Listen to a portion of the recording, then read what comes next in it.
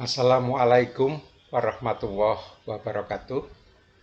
Segala puji dan syukur kita panjatkan kepada Allah Subhanahu wa Ta'ala yang telah memberikan nikmat tak terhingga kepada kita semua, terutama nikmat iman dan Islam. Salawat dan salam untuk Nabi besar kita Muhammad Shallallahu Alaihi Wasallam. Pada kesempatan ini kami akan mempresentasikan sebuah seri ketahanan keluarga yang kedua. Judulnya adalah evaluasi model keluarga yang mengejutkan. Nah, ini ada beberapa part. Ini yang part pertama. Jadi kita kemarin sudah membuat beberapa model. Ada 4 model ya, kalau kita ingat. Sekarang dari model-model itu kita evaluasi. Bagaimana sih hasil dari evaluasi itu? Tentunya dari hasil evaluasi itu kita akan coba mengangkat sesuatu mana yang pentingnya. Sehingga kita bisa gunakan ini untuk membangun keluarga kita agar lebih rukun, lebih sejahtera di hari-hari yang akan datang. Oke lah, kita mulai. Kita sedikit flashback ya. Kita ingatkan kembali. Kita sudah membuat 4 model, yaitu model keluarga masa lampau di Indonesia, kemudian 2 model keluarga saat ini di Indonesia, terus model keluarga budaya barat, dan model keluarga ideal. Sudah kita terangkan pada presentasi bagian yang awal-awal dulu. Nah, kita hanya sedikit mereview saja. Model yang pertama adalah model keluarga masa lampau. Yang atas itu gambarnya ketahanannya sangat kuat. Terus yang bawah itu model keluarga Indonesia saat ini. Meskipun ketahanan keluarga relatif kuat, tetapi menurun dia. Terus menurun dalam waktu perkawinan 5-10 tahun, kondisinya sangat rentan sekali karena tingkat kerukunannya paling rendah. Kemudian naik lagi dia dan asimptot. Nah, ini yang atas itu model kerukunan keluarga budaya barat, diawali dengan sesuatu kerukunan yang tinggi tapi terus turun dan banyak perceraian terjadi di situ. Yang bisa naik recovery lagi kerukunannya itu relatif tidak banyak. Terus yang bawahnya adalah model keluarga ideal. Ketahanan keluarga sangat kuat sepanjang masa. Ya turun, tapi turunnya tidak terlalu banyak. Maunya sih seperti itu semuanya, tapi ini merupakan sebuah jarang orang yang bisa seperti model ini. Ada beberapa, tapi sangat jarang sekali. Mudah-mudahan kita menuju ke arah sana. Mari kita evaluasi model-model kerukunan keluarga yang telah kita temukan. Mari kita lihat, kita bandingkan model keluarga budaya barat, model keluarga Indonesia saat ini, dan model keluarga masa lampau. Kita lihat di sini. Ini turun, ini turun. ini ya, ini naik, ini naik. Nah, ada suatu kesamaan di mana sama-sama turun dan sama-sama naik. Jadi kita bisa mengelompokkan ini, yang turun ini kita namain kurva tipe A. Jadi kerukunannya terhadap waktu menurun dia. Terus yang ini, ya, dan ini itu sama-sama menaik, naik, ini naik. Itu kita namakan kurva tipe B. Jadi kita evaluasi apakah sifat-sifatnya sama. Kita lihat. A sama-sama turun, B sama-sama naik. Pada kondisi A disebut sebagai tipe kurva A. Terlihat jelas bahwa kurva sama-sama turun. Pada kondisi B disebut sebagai tipe kurva B. Terlihat jelas bahwa kurva sama-sama naik. Mari kita lihat. Kurva tipe A yang sama-sama menurun disebabkan hal-hal yang relatif hampir sama. Ini evaluasinya ya. Setelah kita pelajari, kita kupas, kita lihat satu-satu, itu. Pertama, kita dapat suatu hal, yaitu kurva tipe A sama-sama turun disebabkan hal-hal yang relatif hampir sama. Kemudian kurva tipe B yang sama-sama menaik disebabkan hal-hal yang relatif hampir sama juga. Penyebabnya sama. Perbedaan karakteristik tipe A dan B dapat diterangkan adanya perbedaan hubungan suami dan istri dalam perkawinan budaya Barat dan Indonesia masa lampau yang sangat menyolok. Jadi kalau kita lihat itu Indonesia masa kini itu dua-duanya dapat, turun ada, naik ada. Kalau Indonesia masa lampau naiknya saja. Kalau budaya Barat diwakili turunnya saja. Nah, jadi ekstrimnya bisa kita lihat. Jadi kalau yang turun, boleh kita kan cerita karena sifatnya sama, penyebabnya sama, kita dongeng yang turun adalah bagaimana sih perkawinan budaya Barat. Yang naik, kita coba lihat bagaimana sih perkawinan Indonesia masa lampau. Begitulah evaluasinya. Karena sama tipenya. Kurva tipe A disebabkan karena peningkatan keserasian keluarga yang relatif lamban.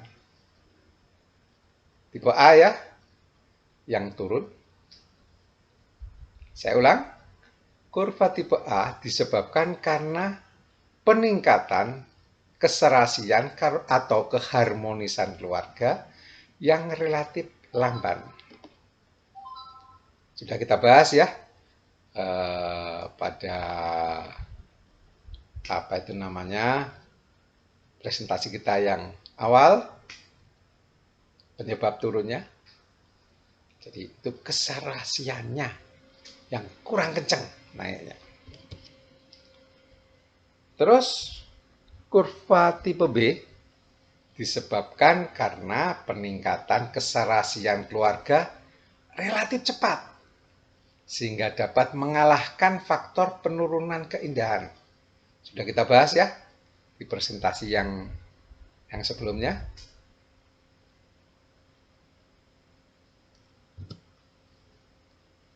Terus kemudian perbedaan karakter kurva tipe A dan tipe B terlihat jelas pada perkawinan budaya Barat dan Indonesia masa lampau. Ini dapat kita ambil menjadi wakil masing-masing.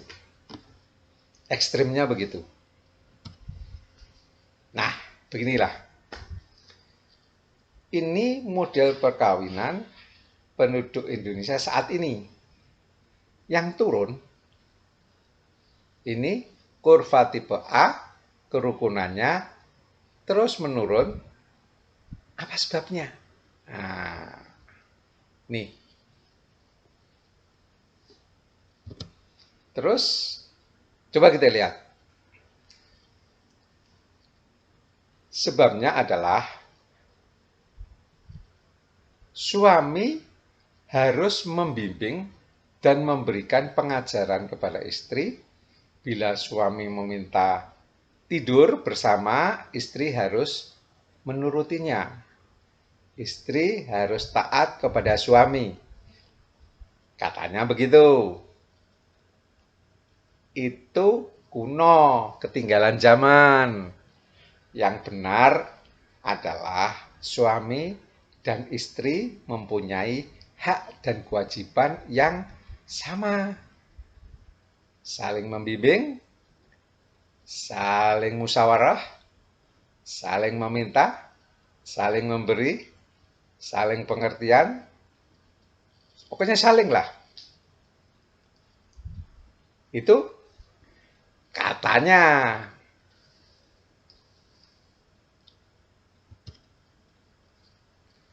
Untuk membuat rumah tangga rukun, maka hal utama yang harus dilakukan adalah harus saling pengertian, saling berbicara, saling musyawarah, saling terbuka, saling memberi, saling menasihati, dan lain sebagainya. Pokoknya semua setara.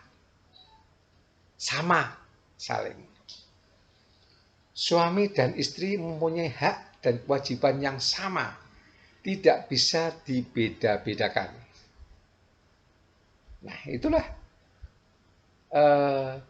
Kalau kita wawancara orang yang kurvanya turun itu, begitu pengakuannya.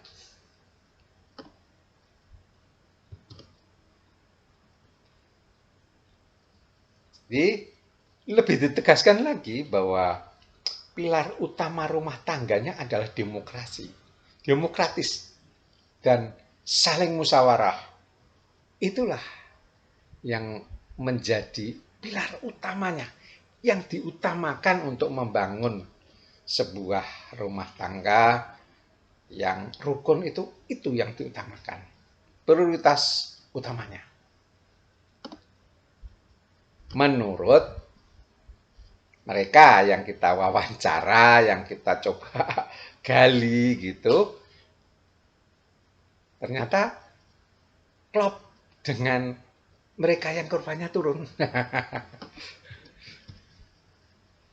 Nah, sekarang lain ini.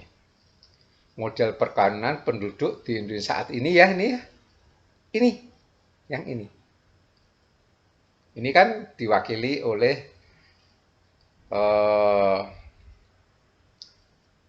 Indonesia masa lampau. Kalau tadi yang turun diwakili oleh budaya Barat, ya kan? Begitu kan? Saling demokrasi, nah gitu. Tapi ini nggak pakai saling yang ini diwakili oleh Indonesia masa lampau kan. Kurva tipe B kerukunannya terus menaik. Apa sebabnya? Nah, kita lihat ya. Ini kita bisa lihat Indonesia masa lampau ini kan. Jalankan saja kewajiban suami kepada istri dan kewajiban istri pada suami. Pokoknya jalanin aja. Berikutnya bari kewajiban bersama yang saling-saling. Katanya begitu. Dari hasil wawancara ketika itu ya, kita gali gitu. Aku lama-lama tahu bahwa suami dan istri itu memang beda. Alasannya dia yang mengalami kurvanya naik itu, habis gimana lagi, daripada pisah, kasihan anak-anak. Udahlah, udah tua, mau apa lagi? Kalau saling ngotot, kasihan anak-anak. Biar nggak ribut terus, katanya begitu. Jalankan saja kewajiban suami kepada istri dan kewajiban istri kepada suami, walaupun terpaksa. Terserahlah alasannya apa, yang jelas dia lakukan.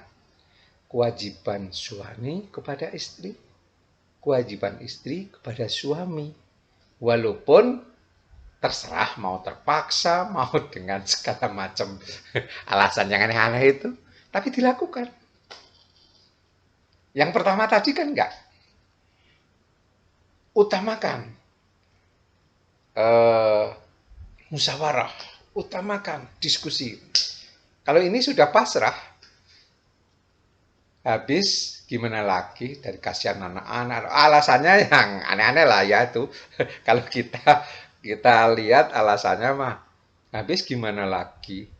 Udahlah, nah, kayak gitu-gitulah ya. Tetapi yang penting dilakukan. Dilakukan sekali lagi. Jadi, kesimpulannya, pilar utama rumah tangga adalah menjalankan kewajiban suami terhadap istri dan kewajiban istri kepada suami. Terserah mau apa alasannya. Mbah-mbah zaman dulu kan mau apa alasannya terserah, yang penting saya disuruh orang tuaku menjalankan, dijalankan terus saja. Lebih baik dia menjalankan tentang haknya kemana nanti, lama-lama naik kurvanya. Ini keluarga masa kini juga gitu. Jalankan aja itu. Walaupun alasannya tadilah. Tapi dijalankan. Nggak terasa naik sendiri itu kurvanya. Begitu. Nah, sebelum kita pada slide yang berikutnya, saya ingin menegaskan di sini bahwa yang pertama, yang kurvanya turun, tipe A tadi, dia mengutamakan kewajiban yang saling-saling. Demokrasi itu kan ekstrimnya keluarga budaya barat. Buktinya turun. Jadi confirm statistik membuktikan bahwa yang pada turun-turun itu ya budaya barat, yang diutamakan ya yang begitu. Dan orang Indonesia masa kini ketika dia menuju 5 tahun sampai 10 tahun itu kurvanya turun. Pengakuannya ya sama. Nah, di lain pihak, ini kita batas ya, itu yang antara 0 sampai 5-10 tahun itu turun ya. Terus sekarang yang 5-10 tahun ke atas kurvanya naik. Nah, sekarang ini pengakuannya dia.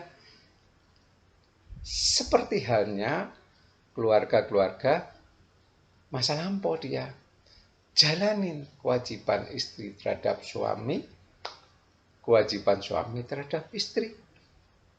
Tentang alasannya, entah terpaksa, entah ya daripada, ya terserah lah alasannya. Yang penting itu dilakukan. Lama-lama naik sendiri itu kurvanya. Survei membuktikan demikian. Ya, clear ya? Kita tahu bahwa turunnya lebih karena apa? Karena saling-saling. Naiknya karena apa? Karena mengutamakan kewajiban istri terhadap suami, mengutamakan kewajiban suami terhadap istri. Alasan, tidak tahulah alasan gimana, yang penting itu dilakukan. Naik kurvanya. Begitu. Nah, kemudian kalau kenyataan itu kita coba jejer, kita runut seperti ini. Ada budaya barat, ada Indonesia masa lampau, ada ideal. Nah, budaya barat kan sudah kita tahu, mudah cerai, ekstrim cerai lah. Ideal, ekstrim stabil. Ya katakanlah ya kalau tidak ideal ya masa lampau inilah ya. Stabil, relatif stabil. Nah, Indonesia saat ini ada di tengah-tengah sini. Indonesia saat ini terutama pada penduduk perkotaan posisinya di tengah. Separuh dia mengikuti masa lampau, Indonesia masa lampau, separuh dia mengikuti budaya barat.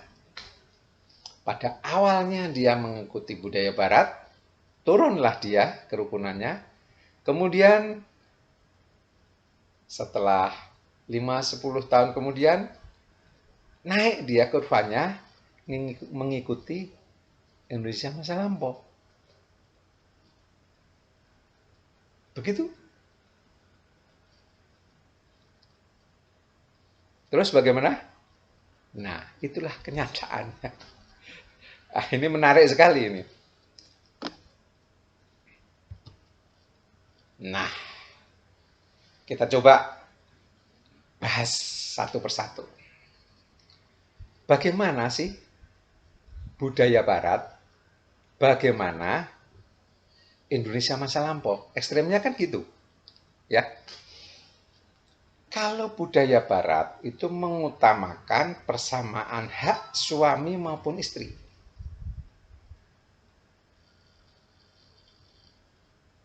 Segala sesuatu cenderung dimusyawarahkan, didiskusikan, dan diputuskan bersama. Nih. Kurang mempunyai aturan yang rinci ya, mengenai hubungan suami istri. Ya tahu tapi penerapannya kurang lah. Katakanlah kewajiban istri terhadap suami itu apa, kewajiban suami terhadap istrinya tahu tapi itu tidak terlalu diperhatikan. Nah, bagaimana Indonesia masa lampau? Itu mempunyai pembagian kewajiban suami dan istri secara jelas.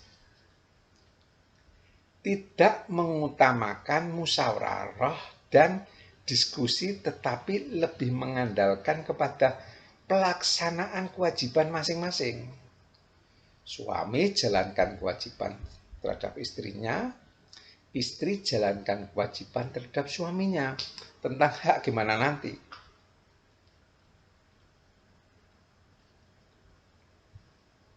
Mempunyai aturan yang rinci dan disiplin mengenai hubungan suami istri. Jadi kewajiban suami terhadap istrinya apa? A, B, C, D, E, F. Ya itulah jas nikah. Kewajiban istri pada suami A, B, C, D, E, F. Kewajiban istri pada suami A, B, C, D, lengkap. Jalankan semuanya.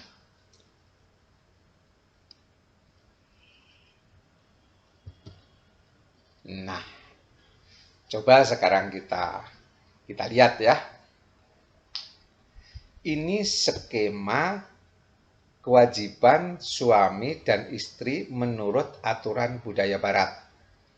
Ini skema kewajiban suami dan istri menurut aturan Indonesia masa lampau. Runutan 3 kewajiban atau 3 tahapan ini diuraikan atau sudah dijelaskan oleh Dr. Miftah Farid bahwa ada kewajiban suami kepada istri, ada kewajiban istri pada suami. Itu dia sebutkan sebagai kewajiban utama. Kemudian ada kewajiban kedua, itu kewajiban bersama suami istri. Terus yang belakang adalah sunat bersama. Itu diungkapkan oleh Pak Dr. Miftah Farid. Nah, kita coba kewajiban ini kita pasang pada model-model itu. Ini untuk kewajiban, ini untuk skema kewajiban suami istri menurut aturan budaya Barat. Sama persis tapi dibalik. Dia kewajiban utamanya, dia mengutamakan ini. Kewajiban bersama tadi. Saling. Dan kewajiban yang ini, kewajiban suami terhadap istri, kewajiban istri terhadap suami, itu jadi nomor 2. Kalau sunatnya ini bareng-bareng lah, ini sama ini. Ini juga sama. Bedanya ini di sini. Yang satu tidak dibalik, yang satu dibalik. Ini coba lihat ya. Kewajiban utama. Kewajiban suami terhadap istri. Kewajiban istri terhadap suami. Kewajiban kedua, kewajiban bersama mereka suami istri. Yang ini kewajiban utama. Kewajiban bersama suami istri. Saling musyawarah, saling segala macamnya ya.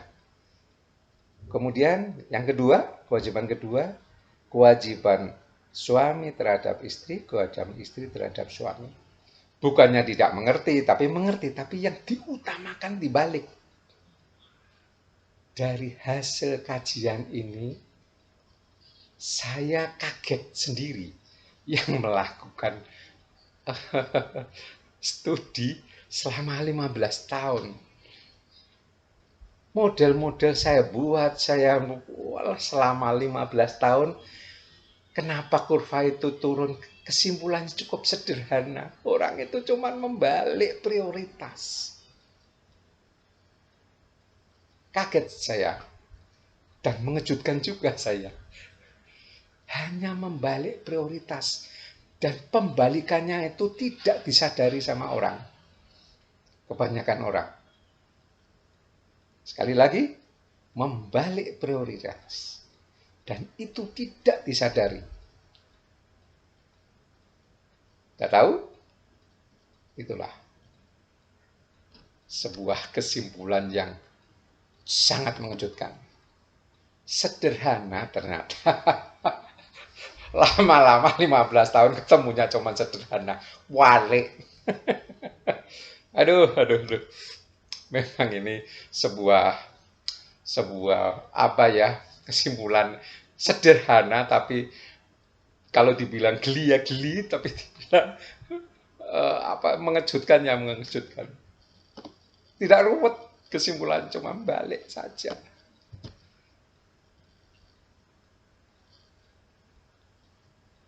Mengapa perkawinan masyarakat Indonesia saat ini tidak stabil? Mengapa perkawinan masyarakat Indonesia saat ini relatif sama dengan budaya Barat? Karena ini tadi, dari kajian tadi ya, disebabkan adanya pergeseran persepsi tentang cara utama yang harus dilakukan oleh suami ataupun istri untuk meningkatkan kerukunan keluarga. Persepsinya itu kebalik dia. Jadi yang kelihatannya hebat, saling itu kelihatannya hebat, tapi itu salah. Kebalik. Ada kesalahan persepsi tentang cara utama yang harus dilakukan untuk meningkatkan kerukunan keluarga. Kesalahan persepsi keluarga Indonesia saat ini adalah, ini cuman menegaskan lagi ya, tadi kan sudah kelihatan tadi ya,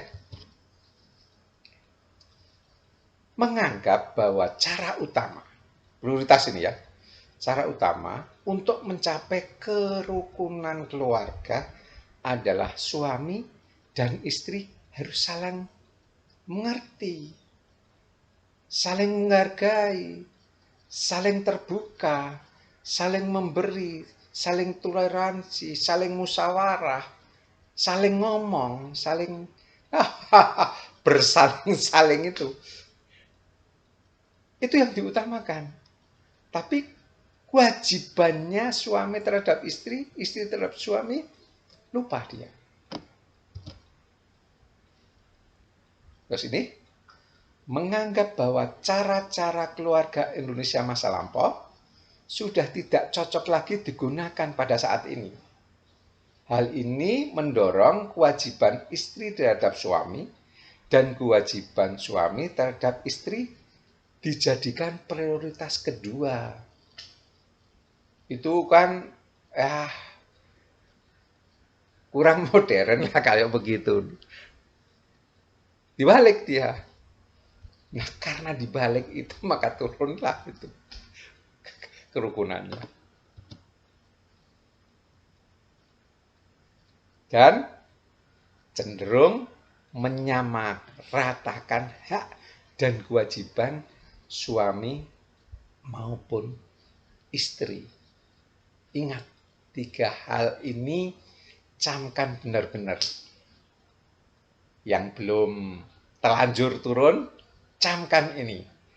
Agar keluarga kita tidak turun nilai kerukunannya. Ya wajarlah turun, tapi nggak anjlok-anjlok amat gitu. Nggak turun-turun banget gitu. Sedikit aja kalau turunnya. Mesti ada turunnya, tapi jangan sampai terlalu ke bawah begitu. Ingat 3 ini. Kesalahan persepsi ini terjadi akibat penetrasi budaya barat pada masyarakat Indonesia saat ini. Tata nilai barat masuk, tata nilai hubungan suami istri budaya Indonesia, ini ya, di tengah ini, dimasukin oleh ini bergeser tata nilainya, terus berkurang tata nilai Indonesianya menjadi demikian. Maka jangan sampai kita melakukan kesalahan persepsi. Yang sudah-sudah dari penelitian yang sudah pada turun, biarin turun, tapi yang belum turun jangan sampai turun. Ya, apa itu namanya, kerukunan kita. Ya turun bolehlah sedikit lah, jangan banyak-banyak begitu.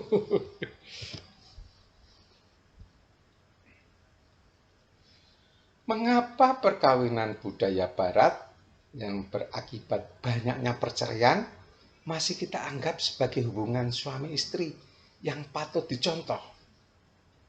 Dia nggak ngelihat bahwa budaya barat di sononya itu banyak yang cerai, tapi kan nggak ngelihat. Yang dilihat kan, wah demokrasi, persamaan, itu kan yang dilihat. Biasanya banyak dicontoh oleh keluarga perkotaan.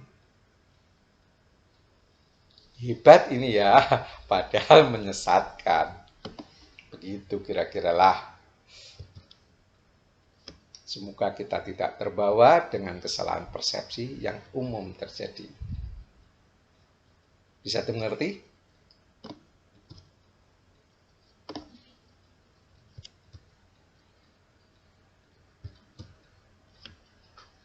Dari evaluasi dan pembahasan yang telah kita lakukan, dapat disimpulkan bahwa kerukunan keluarga Indonesia saat ini sangat tidak stabil. Jadi turun, baru naik. Ya kalau turunnya bisa naik, kalau bablas gimana? Jadi tidak stabil. Hal itu disebabkan karena telah meninggalkan adat budaya Indonesia.